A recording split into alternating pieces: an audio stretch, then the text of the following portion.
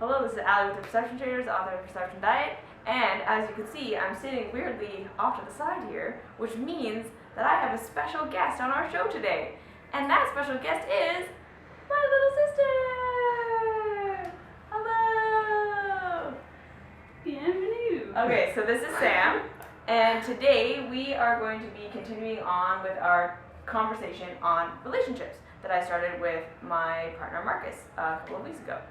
So today we are going to talk about relationships more in general and kind of how to navigate them as empathic people who feel really deeply for other people. So kind of our own experience and how we have learned to be kind of more okay with ourselves and with relationships in general. Mm-hmm. Because we were, I guess, brainstorming what kind of relationship thing we should talk about. Yeah. We thought ours was too weird. Yeah, exactly. We're not going to talk about our We relationship. were not a good example. No, yeah.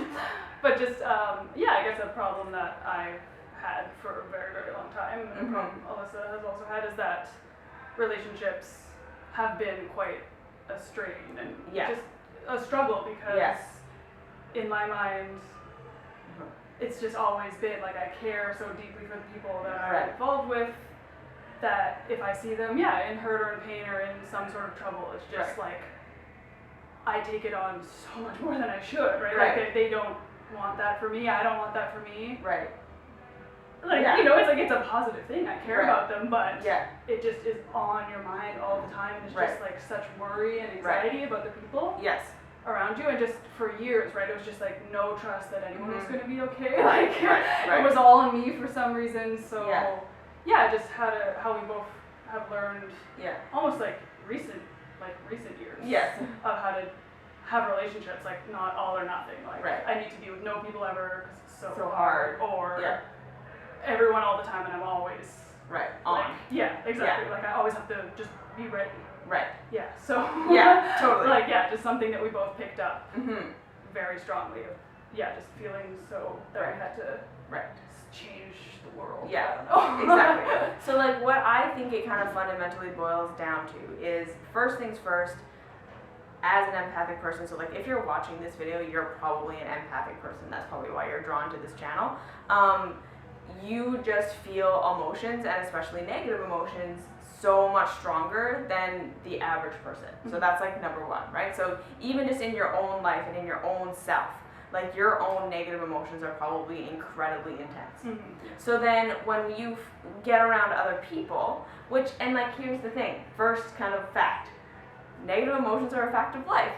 Yeah, exactly. People that you're going to be around, like you are constantly going to be cycling through things and learning and growing and experiencing, and sometimes that's going to be painful, and sometimes that's going to be going through things that are hard. And then everyone around you, same thing. They're going to be going through things.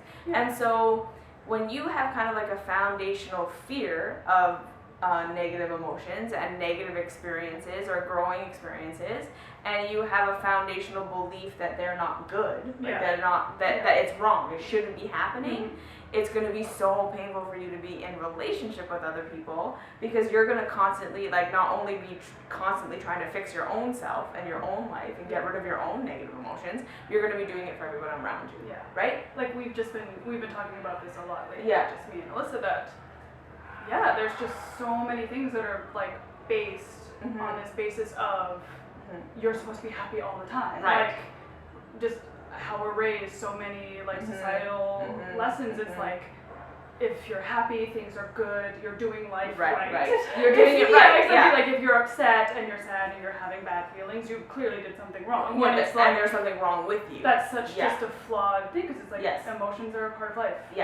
Life is a part of life. Exactly. You're supposed to be experiencing, and you don't grow and you don't change if you were just like constantly happy all the time. So just this myth that if you're not perfectly happy and you're experiencing sadness, anger, something is very wrong. Like that's so flawed. And then like as an empathic person, when you have that understanding that like when things feel bad, it's wrong and we have to fix it. Yeah, exactly. There's something to be fixed. you're going to project that out onto people when you're around them, and you feel that stuff in your body. Because that's the thing, like when you're an empathic person, it's not just like you feel a little bit uncomfortable around someone who's sad. It's like, I can't be okay unless everyone around me is okay. Yeah, like I just remember, like night after night, it wasn't something like, oh, I walked away from the people in my life, and then was able to come back to my own little world and think about. It was always like, I remember just trying to fall asleep, and it was like a checklist. It was like, okay, like, how's that person doing? How's that person doing? Yeah. And if I was going to bed knowing someone was in a terrible place, it was just so hard, and I'd spend the whole night just brainstorming, like, what can I do? What can I be doing? Like, what are little things that I could help? And exactly. Just.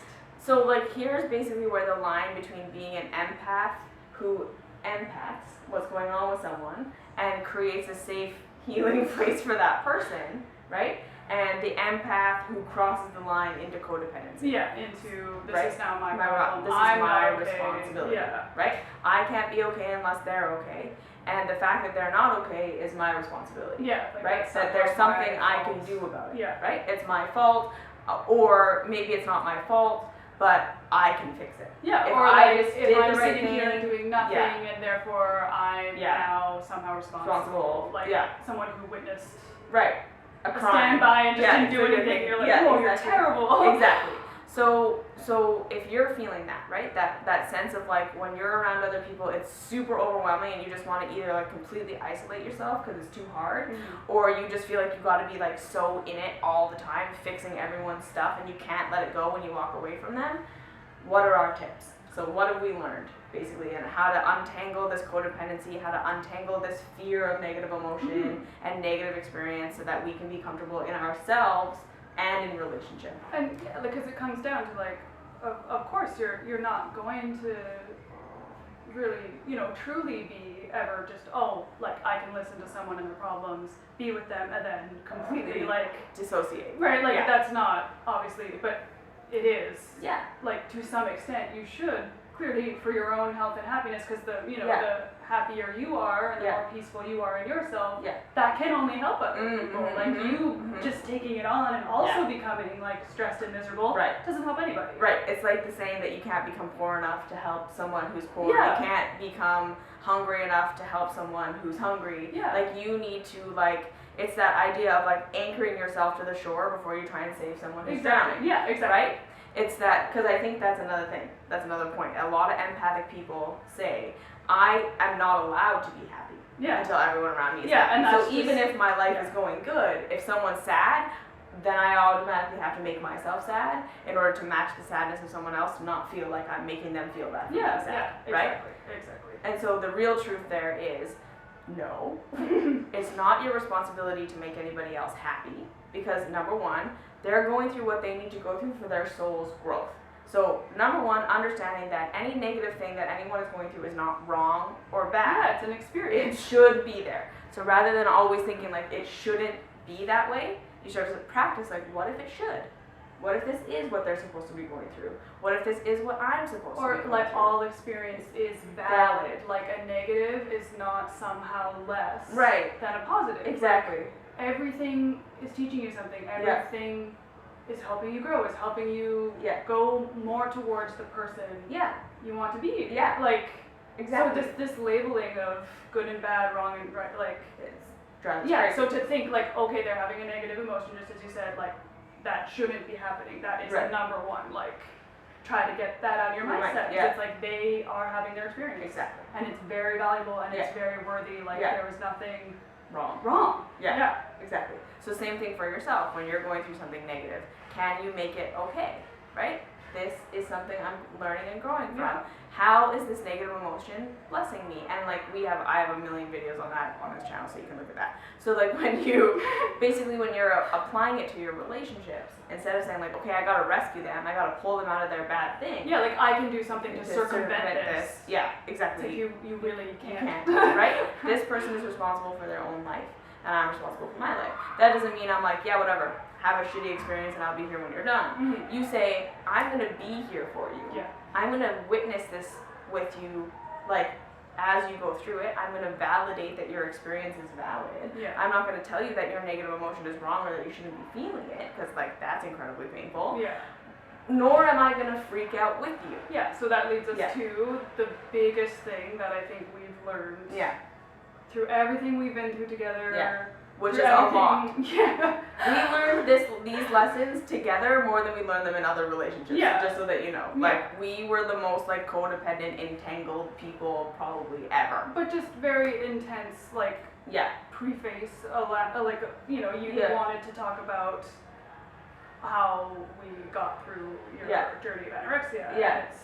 Yes, we could only talk about that, but I think this is more like general things we really learned from that, exactly. you know, like, exactly. And so so number one, or number two, is that sometimes just the listening is the most important thing you can do. Absolutely. Like, like that, I don't know how else to say exactly. that. It's just like to listen to someone who's struggling or has a problem, and feel, okay, well they have told me this, and so now I must give something back. Right. Like, once again, the longest time I felt like that was the agreement. Yeah. Somehow. Like, exactly. If you shared something to someone and they received it, then it was some contractual thing of like, you're responsible now. Well, now I have to give my advice right. or give a problem-solving tactic that I have come up right. with. When most of the time, and I know this is a big thing that lots of people are coming to, it's like most of the time, you just need to listen. Like, they just need to get that off their chest. They just need to feel like someone heard them. Yeah. And that helps in itself. Like, it really is so valuable in itself. Mm-hmm. Just that, like, nothing else required. And a lot of the time, if you break into trying to, you know, suggest things for them, that feels worse. Like, that takes how good they felt just getting that off their chest to, it really is a huge problem. Yeah, and then that's, so the other, like, biggest, like, revelation of that is, if you do react to someone's problem, then in a subconscious way, that is confirming for them that something is wrong. Right. Like, that it shouldn't be the way that it is. And it's like, it's perpetuating the kind of panicked state they're already in. Exactly. So, a lot of the time, if you don't immediately jump on, like, oh God. Yeah. Like, oh. How can I help you fix this? How can I help you get out of this is terrible thing that shouldn't be happening? That, as much as you want someone to care, that does sort of register as like, oh shit, like. Yeah, it's real. This is real. Yeah, and it really shouldn't be happening. And it really shouldn't, and like, this other person has now very much confirmed that for me. Right, exactly. So let's put that into context. So basically, number one thing is, everything should be happening. It's allowed, right? Second thing is basically, like, when I was going through my eating disorder, a huge part of what was going on for me was that I just felt invisible. Right? Like, completely invisible. And it was, like, manifesting in, like, me trying to make myself disappear in the loudest way possible. Yeah. Right? So, like, I felt invisible and I felt completely invalidated in everything that I was experiencing. So, when I started to be able to have conversations with you about what I was going through, and she didn't freak out with me, she didn't rush in to try and save me, she didn't rush in to try and fix me, she just listened. And she just asked me questions. And she was just there, not freaking out with me. That was like the first time I was like, ooh, maybe this isn't this huge thing that I'm never going to get out of, and maybe I can be okay. Yeah. Right? Because she's not reacting like how everyone else reacts to me, which is like panic. Yeah. Like, right? Oh my gosh, like fire alarms ringing. Right. She's so sick, she's so messed up, she's never going to be okay, we have to save her. Yeah. Or we have to get rid of her. Right? She was just like, I see you in your pain, and I'm sorry that you're suffering. And just sat there with you. Yes. Like, I wasn't, like, of course, I went through that phase, of course, of trying everything I could think of to, and so when I finally clued in of like, wow, like, she's really not, it doesn't matter what I say or what I do, I think the best thing that I can do for her is just be with her. Right. To get everything she needs to get out. Yeah. And then there, like, these miraculous things started happening of, like, instead of just going on and on and on and on, if I just, like, let her, like, let you speak what you wanted to speak, and then just sat with you while you were upset, that miraculous thing happened, that, like, it became shorter and less, and, like, And you weren't trying to you calmed yourself down exactly. almost, rather than me riling you up. Exactly, because you weren't trying to convince me out of it, which then gave me more. Yeah, exactly. Anytime you tried to anytime I tried to offer you something, it was just another thing to carry on the conversation. Yeah, exactly.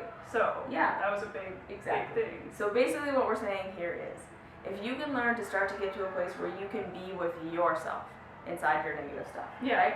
Stop telling yourself it's wrong. Stop telling yourself it shouldn't be happening. Stop telling yourself all these scary stories about how I'm never going to get out of this and I'm going to be like this forever and this is really totally out of alignment. And then you start to be able to do that in your relationships, right? Mm-hmm. Again, it's not your responsibility to fix anyone because no one's actually broken.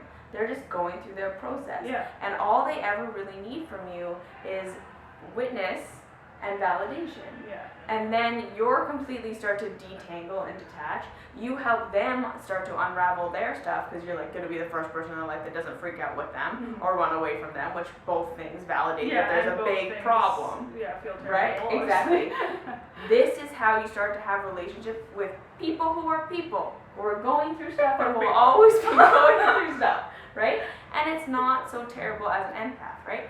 You can use your empathic abilities to really witness somebody and really see somebody in a way that they've probably never been witnessed or seen before, and then give them permission to just feel okay about it, that it's not wrong. Exactly, because, and I don't know what we call this 3, so much of the time just, experiencing the feeling you want, really experiencing that hopelessness and that pain or that anger that's in it, just letting someone truly experience that. So not interrupting, not circumventing, not anything. Yeah. They feel it. Yeah. Mm-hmm. And you really do.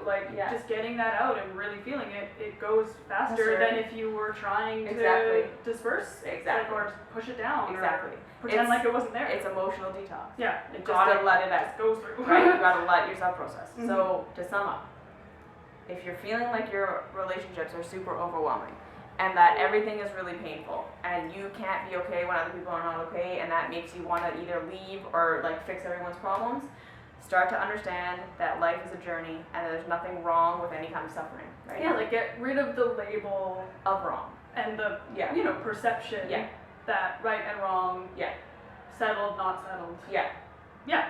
Right.